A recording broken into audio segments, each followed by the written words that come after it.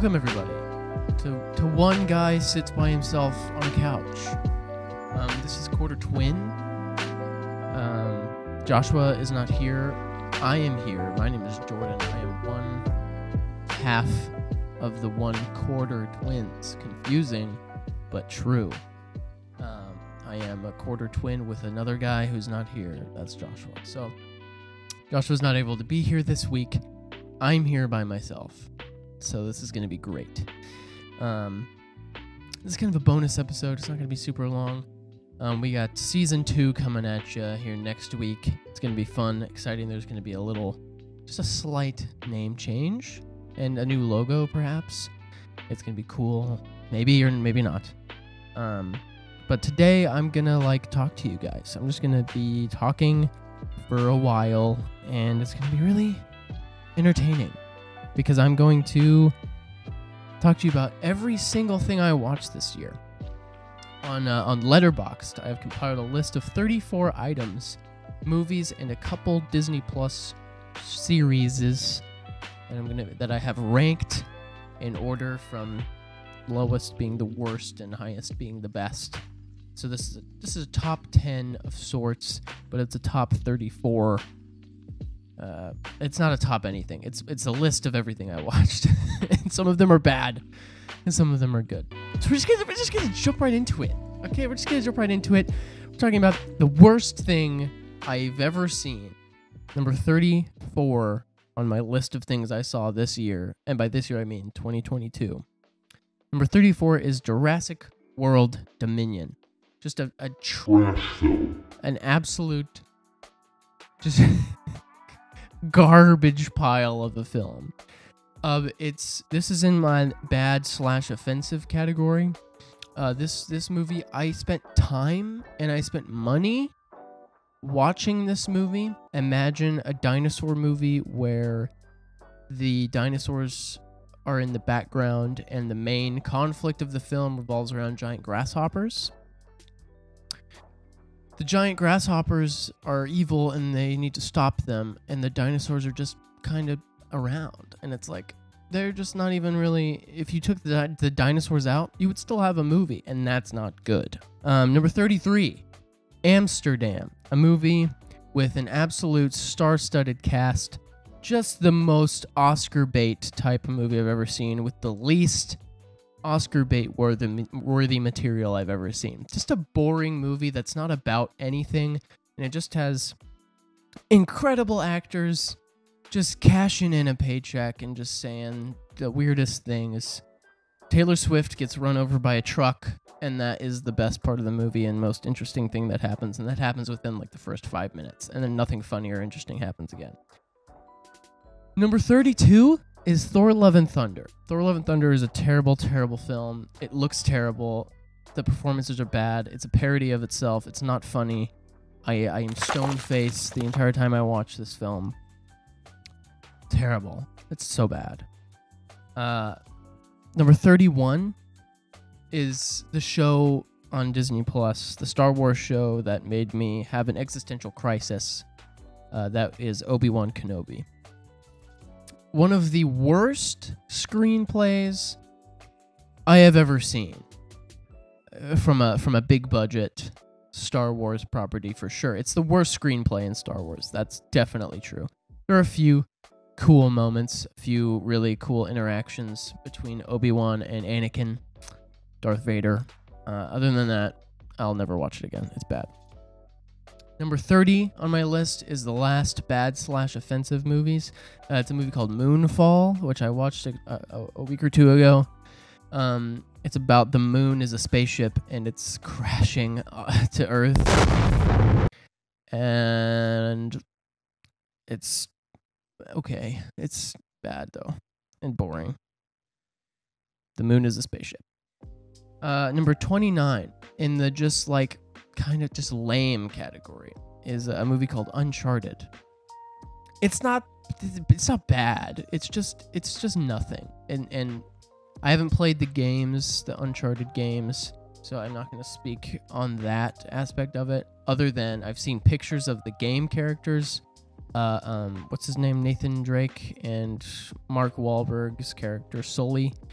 And they look nothing like Tom Holland or Mark Wahlberg, and just terrible casting. I feel like Tom Holland is great, but like not Nathan Drake, I don't think.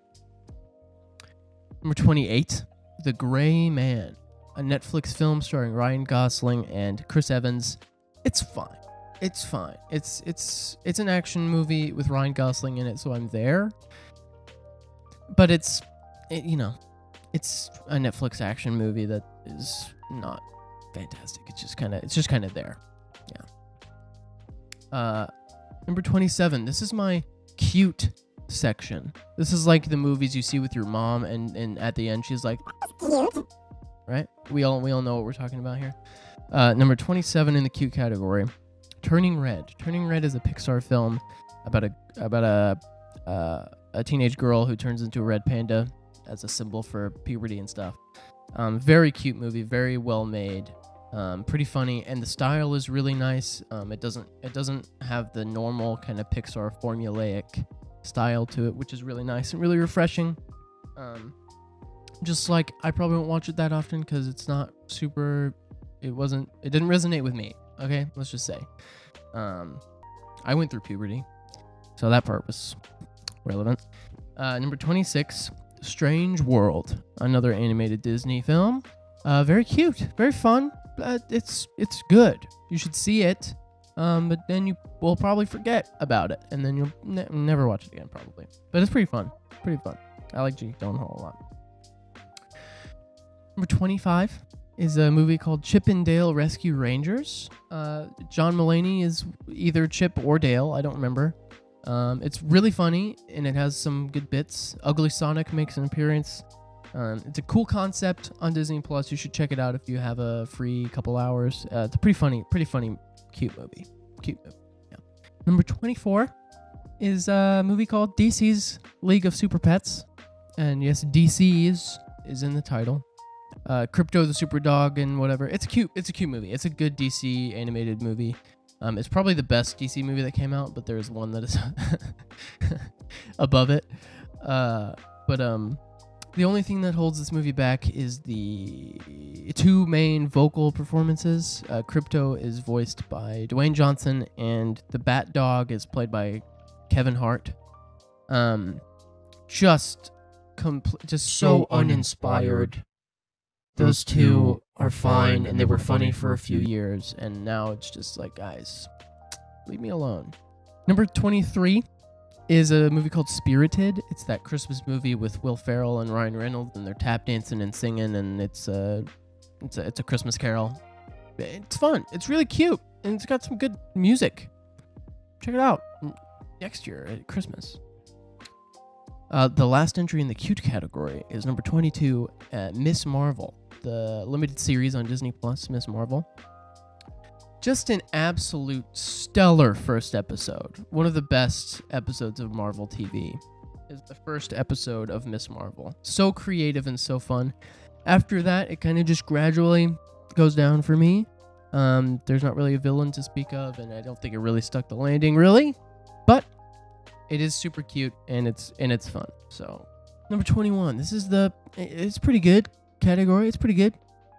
Fantastic Beasts in The Secrets of Dumbledore. I put it in the pretty good category because I will watch it again, and it's kind of fun, but it's bad. It's a bad movie. I like it because it has some nice performances. Jude Law is giving it his absolute 100%. Mads Mikkelsen is really good. Eddie Redmayne is really good. Jake Kowalski is really good. It's a fun wizard movie. It's bad, but it's fun, and I'll watch it again. Number 20, Lightyear. It's pretty good.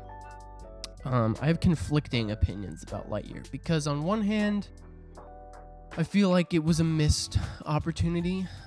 They could have gone for something along the lines of the TV show, which was very fun, kind of like weekly adventure, space, Star Trek for kids, Space Rangers, woohoo. And they went for Buzz Lightyear is just a depressed dude who has lost all of his friends and family and is dealing with the soul-crushing reality of life and death and the passage of time, and it's depressing, and he has to confront the dark side of himself. It's a bold choice to do this with your Buzz Lightyear movie, and I love it because it is so freaking depressing, and it looks beautiful, and there's some good space stuff, but I think, why did you do this? Why did you do this when you could have done something else? However, I will watch it. I'm one of the few people who will watch this again multiple times. At number 19, it's a movie called Black Adam. I don't have a category for Black Adam. It's so bad and it's so dumb. But I will eat it up any day. It is so much fun to watch this man have his own existential crisis and try to make himself the coolest dude you've ever seen. He thinks he is so freaking cool, and he is just not. And it's so fun to watch. And strangely, in an effort to be as cool as possible, he makes himself so uncool that it's one of the most entertaining movie experiences I've had all year. Crazy. The madman did it. What can I say? Number 18, back to pretty good. Moon Knight, the show on Disney Plus, starring Oscar Isaac. Really good show. This is one of the only I saw the show, and then I read recently the graphic novel Moon Knight that the show was based very closely on. So I have this knowledge of the graphic novel put up against the show, which I don't have very often. I actually like the show a bit more now that I read the novel. There is, in the show Moon Knight, I do think they had a major misstep with the finale. I think the finale's pretty good. It's almost perfect. They cut away from a very important fight that if we would have seen, it would be perfect. But they cut away from it for some reason because I think they wanted to do a season 2, which I don't even know if they're doing, so I don't know if it was all that worth it. But the show as a whole, it's really compelling and really good for Marvel stuff. We're into the just freaking solid films, man. Solid stuff. That's good. We're at number 17. And the rest of these are really solid, in my opinion. Number 17 is Nope. I feel bad that it's kind of low in this category. It is a really, really good film, and I'm sure it's a masterpiece on paper. But I don't see myself watching it that much, and it didn't super hit for me. I think I like the other two Jordan Peele films more. That being said, it's really good, so don't be mad at me, Joshua. Number 16 is a movie called The Northman. The Northman is really fun. It's really just like masculine energy, just freaking trophies of men just screaming at each other without their shirts on and just going like just killing each other. it's lots of that, but it's also very very compelling. The story is you're kind of by the numbers Hamlet, Lion King. There's a king, and the king has a brother, and the king has a son, and the king dies, and the son has to overthrow the brother in some way to whatever, get his honor back or something. But it does it in a really cool way, and there's a nice little twist with somebody's character. I won't spoil it for you. But it's a beautiful film, very nice to look at, very well made, and a lot of fun. Number 15. Who would have thought a movie called Ambulance is on my top 15 movies of the year. Ambulance, because they highlight the LA in the title. LA Ambulance, because it takes place in LA. Really clever. Jake Gyllenhaal is one of my favorite actors, and he's in it. And Michael Bay is a terrible person, but the man knows what he excels at, shall we say, by making just really fun action films. Ambulance is pretty good. It's pretty fun. It's a fun time to watch. and have fun. That's all there is to say about it. It's not complex in any way. Two dudes steal an ambulance with money in it. Well, what do? They steal money, put it in a truck, but the truck is disguised as an ambulance. And there's a girl they shoot a cop, and they have to save the cop because they don't want to. If they're gonna go to jail, they don't want to go to jail for murdering a cop, so they have to save the cop with this girl who's an EMT.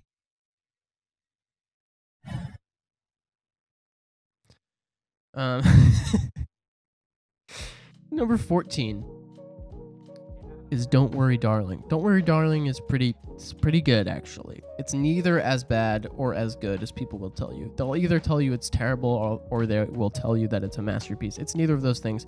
It's pretty good and pretty fun. I liked it a lot. Florence Pugh is really good. Chris Pine is really good. Harry Styles is fun. Number 13, recent watch with Josh. The Menu. The Menu is just so fun. It is so fun and delicious. Get it? The Menu. Ralph Fiennes is so good. Anya Taylor-Joy is really good. Nicholas Hoult is really good. It's a really great thriller. It doesn't try. A lot of times thrillers will try to throw a twist at you at the end, and it'll be this moral commentary, whatever. This movie, it has themes that it's trying to get across, but those are really simple, kind of obvious in a good way, where it's pointing a finger at some obviously really ridiculous types of people, like film critics, and specifically food critics, where it's oh, everything's pretentious, and we do all the time, where we're this isn't a film. This is just crap. The cinematography was bad. This movie is calling out people like us who think we're super pretentious, because we're not actually. We're getting there. Number 12, speeding through this bad boy, man. We're at 20 minutes. Dope. Number 12 is a movie called Bullet Train. Bullet Train is a heck of a lot of fun, man. This is a funny, a dark comedy type movie. It's much more graphic than I remember. When I watched it the second time, I was like, oh, holy cow. Great movie. You're in a train the whole time, and it's great action and lots of funny stuff. Number 11. Another one that I feel a little bit bad about is Everything Everywhere All at Once is down here at number 11. I feel bad about it. I know Josh was going to question me on it. The only reason it's not in my top 10 is that I'm not going to watch it that many times. I loved it the first time. I had a great theater experience up at Screenland Armor up in North KC. It's a local owned theater with a few small screens, and it was really, really fun to see in that theater, and I had a great time seeing it. I'm just I'm probably not gonna watch it that often. All that being said, if I do watch it again, I will love it, and it has some amazing performances. The screenplay is amazing, so creative, so fun, so movie. Am I right, guys? We're here in the top 10, everybody. Top 10, with number 10 is a movie called Prey. None of you have seen it. I'm talking about it again. It's a Predator prequel. Predator being the Predator movie with Arnold Schwarzenegger from the 80s? I don't know. Haven't seen it. Predator is an alien. But Prey is a prequel to that, where it's America before colonialization, and some natives are going against this alien force, and lead actress is incredible. It's a female lead, a great action thriller, suspenseful. I wouldn't call it a horror, but there is some graphic stuff in it. It's pretty crazy. It's a really good time. It's on Hulu. I really recommend you see Prey. Really. I really recommend it. Number 9 is a movie I saw but days ago. A movie called Puss in Boots: The Last Wish. Puss in Boots: The Last Wish is so good. It is so good. And if you're on the internet, you know that. And I try not to be I am embodying the internet's opinion, but The villain is incredible, and it's one of the best DreamWorks movies out there. Yeah, in the Shrek universe. Who would have thought? I don't think there's anything to say about it. It's got a really nice message to it, especially for me. And like, I'm in therapy, and we're talking about death right now in therapy. Am I gonna leave this in? But like, this movie, it honestly, like, it really resonated with me at this time in my life, where like, I'm talking in therapy about my, like, a fear of death that I have, and this movie deals with that. It deals with Puss in Boots has a fear of death, and he's a cat, and he has 9 lives, and he's on his last life, and he is really struggling with the idea of death, because he has just been living his freaking life, just like being, I'm the greatest dude ever, and I'm a hero, and I'm invincible. But now death is literally at his doorstep. Like, death is a character, and he's stalking him.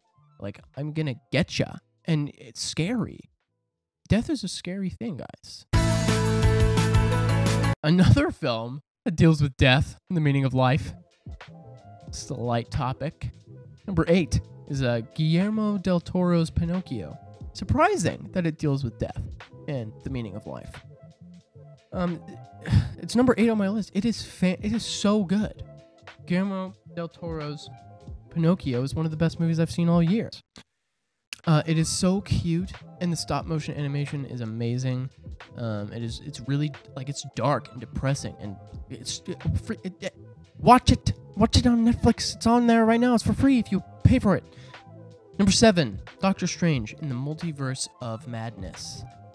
This movie won me back over. I gotta be honest. Marvel was kind of losing me, but it got me back excited for Marvel movies again.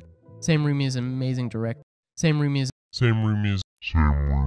is an amazing director. I love this movie. The villain with Wanda is so good, and I think they just did something amazing with it. Number 6, Black Panther: Wakanda Forever. This movie is made so well, and the performances are incredible, and the emotion it made me feel was just, it was very cathartic. It was a very cathartic experience. Again, dealing with life and death, and why are we here, and does this life matter? And yeah, it does. So, my top 5 movies of the year. Here we go. Number 5, Glass Onion, Knives Out Mystery. I love Glass Onion. I love Knives Out. The performances are incredible. It is written. It is so funny to me. The mystery is great. I cannot wait for more Rian Johnson Knives Out movies, guys. Number 4, Avatar: The Way of Water. Just a crazy immersive experience. A theater experience I will never forget. Guys, put that on the DVD cover. Yeah, it's what can be said. It's Avatar: The Way of Water. It's whatever. It's amazing. It's number 4 on my list. Number 3, Andor. Andor, guys. It is a masterpiece of a show. It's just baffling how good this show is. I'm over the moon about it, guys. I cannot shut up about Andor. I'm saving the rewatch till I'm primed, and I have like a day where I can rewatch the whole thing. I'm a busy man. That takes a while, but I'm gonna do it. Andor is amazing. If you haven't watched Andor, please watch Andor. It is so good. Number 2, my number 2 movie of the year, guys. The Batman. The Batman is everything I've ever wanted from a Batman movie. I'm reading Batman comics right now, and let me tell you, it's good. The Batman is amazing. It's a masterpiece. The direction, the cinematography, the screenplay, the acting, the music, everything is so top-notch. It is so good. And it's honestly tied for my number 1 movie, because these 2 movies fulfill different things for me.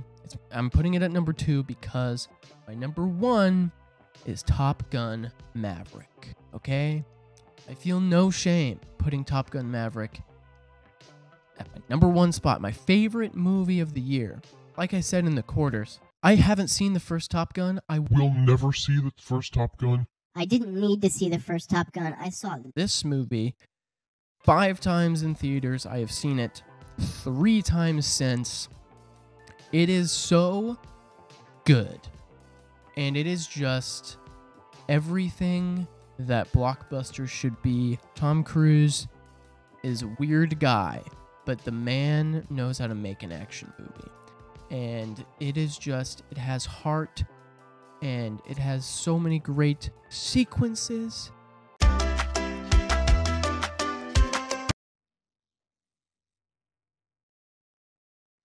It fulfills the like feel-good movie feeling for me, if that makes sense. It is that like the literal, what people say, like you'll stand up and cheer at this movie when you go see it in the theaters. Like that is this movie for me. This is my stand up and cheer type of movie. It just makes you so happy.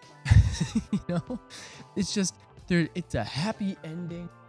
Everything is just so good in it. The stunts and everything, the performances are so good.